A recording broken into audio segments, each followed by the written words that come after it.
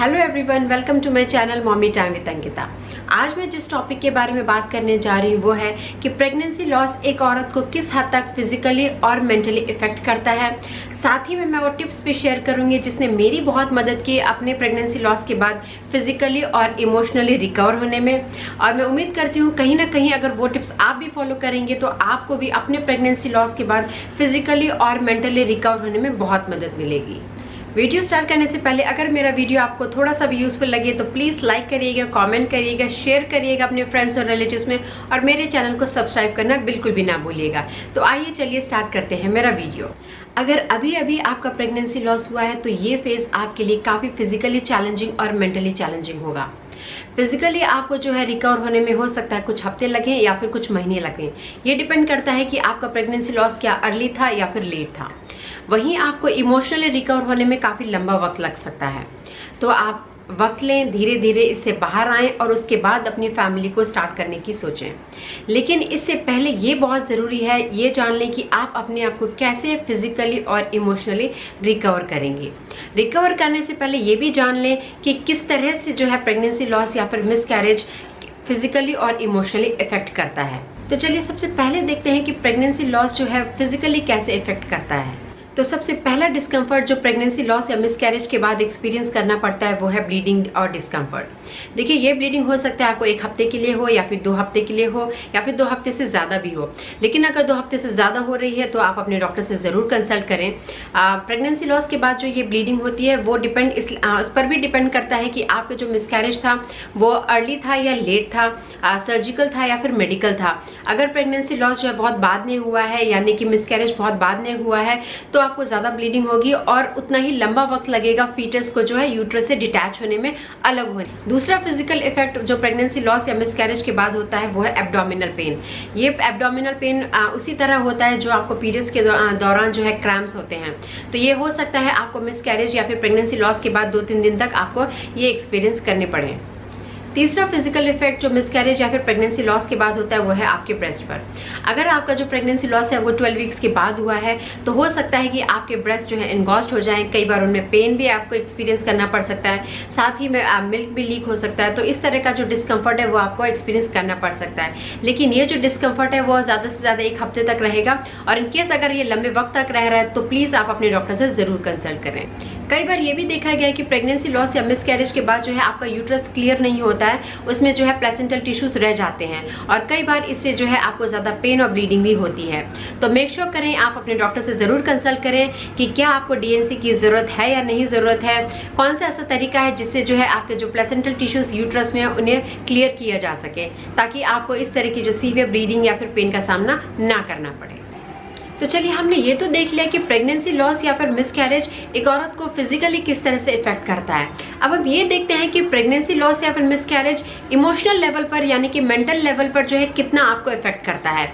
सबसे पहला है गिल्ट एंड एंगर। देखिए, कई बार जो है आपको प्रेगनेंसी लॉस या फिर मिसकैरेज के बाद ऐसा लगेगा या फिर गिल्ट फील होने लगेगा कि कहीं मेरी वजह से ही तो ऐसा नहीं हो गया, मैंने ही तो कुछ ऐसा नहीं कर दिया जिसकी वजह से मुझे ये प्रेगनेंसी लॉस देखना पड़ा।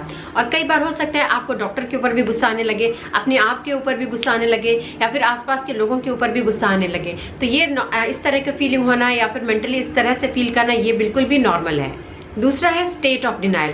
कई बार ये आप एक्सेप्ट ही नहीं करेंगे कि आपने अपने बेबी को खो दिया है। बहुत बार आपको लगेगा कि ये मेरे साथ ही ऐसा क्यों हुआ, ये ऐसा नहीं हुआ है मेरे साथ। बहुत बार आपको वक्त लगेगा ये चीज़ को एक्सेप्ट करने में। तीसरा है डिप्रेशन। कई बार देखिए प्रेगनेंसी लॉस या फिर मिसकैरेज के बाद आपको डिप्रेसिंग थॉट्स या फिर डिप्रेशन फील हो सकता है। कई बार आपको ऐसा लगेगा कि ये मेरे साथ ही क्यों हुआ, मेरे साथ ऐसा नहीं होना चाहिए था, कहीं मेरे साथ फिर से ऐसा हो गया तो क्या फिर से मैं कंसीव कर पाऊंगी या नहीं कर पाऊंगी। इस तरह के थॉट्स आपको आने लगेंगे। आपको जो डेली एक्टिविटीज़ है उनमें बिल्कुल इंटरेस्ट नहीं आएगा, आपको खाना खाने में इंटरेस्ट नहीं आएगा, आपकी जो एपेटाइट है वो लूज हो जाएगी।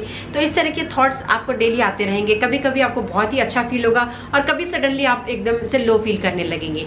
तो ये एक फेज है, आपको थोड़ा सा वक्त लगेगा इससे बाहर निकलने में, आप अपने आप को वक्त जरूर दें। तो ये डिप्रेशन हो गया, गिल्ट, एंगर और स्टेट ऑफ डिनाइल, इन सब चीज़ों को कुछ महीनों तक एक्सपीरियंस करने के बाद एक वक्त ऐसा आएगा जब आप इन चीज़ों को एक्सेप्ट कर लेंगे, फिर आप धीरे धीरे मूव ऑन करना सीखती हैं। देखिए, प्रेगनेंसी लॉस को भूलना बहुत ही मुश्किल होता है, भूला भी नहीं जाता है, लेकिन यह है कि हम धीरे धीरे मूव ऑन करना सीख जाते हैं। तो हम कितनी जल्दी अपनी लाइफ में मूव ऑन कर सके, इसके लिए ये बहुत इंपॉर्टेंट है कि हम अपने आप को फिजिकली और मेंटली रिकवर करें। तो चलिए देखते हैं कि वो कौन कौन से टिप्स हैं जो आपको हेल्प कर सकती हैं अपने आप को फिजिकली और मेंटली रिकवर करने में एक प्रेगनेंसी लॉस या फिर मिसकैरेज के बाद। तो फिजिकल रिकवरी के लिए आप क्या क्या कर सकती हैं? सबसे पहला है रेस्ट। देखिए, आपको अच्छी तरह से रेस्ट लेना बहुत ज़रूरी है, क्योंकि आपकी बॉडी ने बहुत कुछ सफ़र किया है, बहुत कुछ बेयर किया है। तो अपने आप को थोड़ा सा रेस्ट दें। अगर आपको नींद आने में प्रॉब्लम हो रही है तो कोशिश करें कि गर्म दूध लेकर सोएं ताकि आपको नींद अच्छी आए। धीरे धीरे जो है आप लाइट एक्सरसाइज कर सकती हैं ताकि जो है आपकी बॉडी में एंडोर्फिन्स रिलीज हो, ताकि आपका जो मूड है वो अच्छा हो। दूसरा है मेडिकेशन। देखिए, मिसकैरेज के बाद या फिर प्रेगनेंसी लॉस के बाद जो है आपको एब्डोमिनल पेन होता है, जिसमें जो है आप मेडिकेशन ले सकती हैं, यानी कि पेन किलर्स ले सकती हैं। लेकिन पेन किलर्स लेने से पहले आप अपने डॉक्टर से ज़रूर कंसल्ट करें। अगर आपका पेन जो है सबसाइड नहीं हो रहा है, धीरे धीरे बढ़ते ही जा रहा है, तो आप अपने डॉक्टर से ज़रूर कंसल्ट करें। तीसरा है ट्राई हॉट और कोल्ड कॉम्प्रेस। देखिए, कई बार जो मिसकैरेज या फिर प्रेगनेंसी लॉस के बाद जो है औरतों को हेडेक का सामना करना पड़ता है, हेडेक एक्सपीरियंस करना पड़ता है। तो उससे जो रिलीफ के लिए सबसे बेस्ट तरीका है कि आप हॉट कॉम्प्रेस या फिर सिकाई करें, या फिर कोल्ड कॉम्प्रेस यानी कि आप आइस पैक लेकर उसे यूज़ कर सकती है। तो उससे जो है काफ़ी हद तक आपको रिलीफ महसूस होगा। चौथा है मॉनिटर योर टेम्परेचर। देखिए, प्रेगनेंसी लॉस या फिर मिसकैरेज के बाद आप 4 से 5 दिन तक अपने बॉडी टेम्परेचर को ज़रूर मॉनिटर करें, क्योंकि अगर आपका टेम्परेचर बढ़ रहा है तो ये इंडिकेट कर रहा है कि कहीं ना कहीं आपकी बॉडी में जो है वो इन्फेक्शन है। पांचवा है मेंटेन प्रॉपर हाइजीन। देखिए, आपको मिसकैरेज के बाद जो है ब्लीडिंग हो सकता है 1 हफ्ते या 2 हफ्ते रहे, तो कोशिश करें कि आपने जो है हाइजीन को मेंटेन रखना है, नहीं तो जो है वेजाइनल इन्फेक्शन के चांसेस जो है वो बढ़ जाते हैं। छठा है अडॉप्ट अ हेल्दी डाइट। देखिए, प्रेगनेंसी लॉस के बाद ये बहुत ही इंपॉर्टेंट हो जाता है कि आप अपनी डाइट को अच्छा रखें। तो कोशिश करें कि अपनी डाइट में carbohydrates, proteins, vitamins, minerals, fibres ये सही अमाउंट में आप अपनी डाइट में इंक्लूड करें। और कैल्शियम रिच फूड्स भी लें, क्योंकि जो है प्रेगनेंसी के दौरान कैल्शियम की कमी हो जाती है। तो कैल्शियम रिच फूड्स को इंक्लूड करें। मिल्क प्रोडक्ट्स बढ़ाएं। ग्रीन लीफी वेजिटेबल्स को भी अपनी डाइट में इंक्लूड करें। सातवां है स्टे हाइड्रेटेड। देखिए, अपने आप को हाइड्रेट रखें। इसके लिए बहुत ज़रूरी है कि आप ज़्यादा से ज़्यादा पानी पिएं। फ्रेश फ्रूट जूसेस को इंक्लूड करें अपनी डाइट में। साथ ही में कैफीन ड्रिंक्स हैं, टी कॉफ़ी का कंजम्पशन थोड़ा सा कम रखें, क्योंकि ये आपको काफ़ी हद तक डिहाइड्रेट करते हैं। तो कोशिश करें कि ज़्यादा से ज़्यादा पानी पिएं, फ्रेश जूसेस लें, और बहुत सारी जो हर्बल टीज़ आती हैं आप वो अपनी डाइट में जो है वो इंक्लूड कर सकती हैं। आठवां है avoid planning for the second baby immediately. देखिए, एकदम से जो है आप सेकेंड बेबी के प्लानिंग में ना लग जाएं। अपने आप को रिकवर होने का वक्त दें, ब्लीडिंग को रुक जाने दें। इसका वेट करें कि आपकी जो मेंस्ट्रुअल साइकिल है एटलीस्ट 2 से 3 नॉर्मल मेंस्ट्रुअल साइकिल आपको होने लगे, उसके बाद ही जो है आप अपने सेकेंड बेबी की प्लानिंग करें। और सेकेंड बेबी कब प्लान करना चाहिए, कितना लंबा वक्त लेना चाहिए, आप अपने डॉक्टर से ज़रूर कंसल्ट करें। 9वां है go for the regular checkup. देखिए, प्रेगनेंसी लॉस या फिर मिसकैरेज के बाद कई बार बैक्टीरियल इन्फेक्शन या फिर सेक्सुअली ट्रांसमिटेड डिजीजेस का खतरा रहता है। तो कहीं ये इन्फेक्शन आपको सेकेंड टाइम प्रेग्नेंट होने से ना रोकें, इसके लिए आप अपने चेकअप के लिए जरूर जाएं। अब आता है इमोशनल रिकवरी, जो कि ज़्यादा डिफिकल्ट होता है as compared to physical recovery. Physical recovery को आप जितना ज़्यादा टाइम देंगे वो अपने आप ठीक हो जाएगा, लेकिन इमोशनल रिकवरी को कई बार आपने देखा है कि बहुत लंबा वक्त देने के बाद भी आप इमोशनल रिकवर नहीं हो पाती हैं। तो इसके लिए मैं कुछ टिप्स शेयर करूंगी जिसने मुझे बहुत हेल्प की इमोशनली रिकवर करने में, और उम्मीद करती हूँ कहीं ना कहीं वो आपको भी हेल्प करेंगी। तो सबसे पहला है टेक डॉक्टर्स हेल्प। देखिए, प्रेगनेंसी लॉस हो या फिर मिसकैरेज हो, ये इसकी वजह जो भी रही हो, ये आपको बहुत अच्छी तरह से पता है और आपके डॉक्टर को पता होता है। तो ये क्यों हुआ, किस वजह से हुआ, क्या इस वजह को रोका जा सकता है, इन सारी चीज़ों को आप अपने डॉक्टर से कंसल्ट करें, ताकि आपके सेकेंड प्रेगनेंसी में आपको इस तरह का कुछ भी फेस ना करना पड़े। नेक्स्ट है डोंट ब्लेम योरसेल्फ। देखिए, कई बार प्रेगनेंसी लॉस या मिसकैरेज के बाद जो है आप अपने आप को ब्लेम करने लगेंगी, और मैं भी ऐसे ही करती थी। तो ऐसा बिल्कुल भी ना करें, आप अपने आप को ब्लेम ना करें, क्योंकि प्रेगनेंसी लॉस या मिसकैरेज की जो वजह है वो आप नहीं होती। आपने कुछ ऐसा नहीं किया होता है जिसकी वजह से आपको ये फेस करना पड़ा।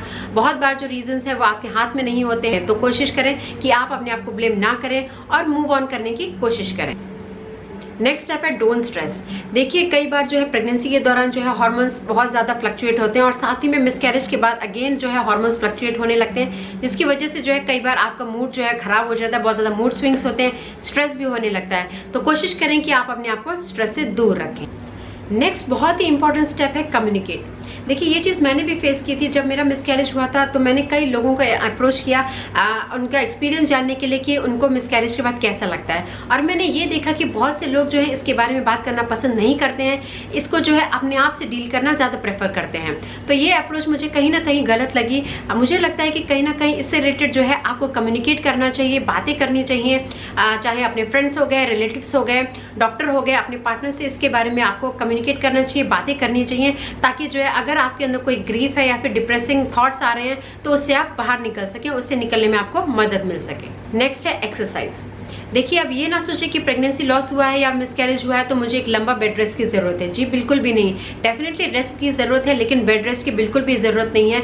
कोशिश करें कि धीरे धीरे अपने आप को मूव करें, अपने आप को लाइट एक्सरसाइज आप इंक्लूड करें अपने लाइफस्टाइल में, ताकि जैसे जैसे आप धीरे धीरे एक्टिव होंगे, एक्सरसाइज करेंगे, आपकी बॉडी में जो है एंडोर्फिन्स, जिसे फील गुड हार्मोन्स कहते हैं, वो रिलीज होंगे, जिससे आपको काफी हद तक बेहतर फील होने लगेगा। नेक्स्ट है टेक मेडिसिन। देखिए अगर मिसकैरेज या फिर प्रेगनेंसी लॉस के बाद आपको डिप्रेसिंग थॉट्स आ रहे हैं, कहीं आप डिप्रेस्ड हैं, तो डेफिनेटली आप अपने साइकियाट्रिस्ट से कंसल्ट करें और एंटी डिप्रेसेंट्स या फिर जो भी आपको डॉक्टर सजेस्ट करते हैं वो मेडिकेशंस आप जरूर लें। लास्ट बहुत ही इंपॉर्टेंट स्टेप है, ज्वाइन अ सपोर्ट ग्रुप। देखिए जब मेरा मिसकैरेज हुआ था तो मैंने कई सारे ऐसे सपोर्ट ग्रुप को ज्वाइन किया था ताकि मैं और भी औरतों का एक्सपीरियंस जान सकूं, और मैंने ये देखा कि मैं अकेले ही नहीं हूँ ऐसी चीज़ों के साथ डील कर रही हूँ। कई ऐसी औरतें हैं जो इससे भी बुरा फेज एक्सपीरियंस कर रही हैं और वो कितनी अच्छी तरह से डील कर रही हैं। तो कहीं ना कहीं वो मुझे मोटिवेशन देता था, वो कॉन्फिडेंस देता था कि मैं इस फेज को अपने आप से कैसे डील करूँ और कैसे इससे बाहर निकलूँ। तो मैं आपसे भी यही कहूँगी कि आप भी इस तरह के ग्रुप्स को ज्वाइन करें ताकि आप भी इमोशनली स्ट्रांग हो और आप अपने आप को इससे बाहर निकाल सकें। तो मैं उम्मीद करती हूँ ये टिप्स कहीं ना कहीं आपके लिए यूजफुल रहेंगी। इसी उम्मीद के साथ मैं विदा लेती हूँ और मिलती हूँ आप लोग के साथ एक नए वीडियो में। तब तक के लिए thanks and thank you for watching this video.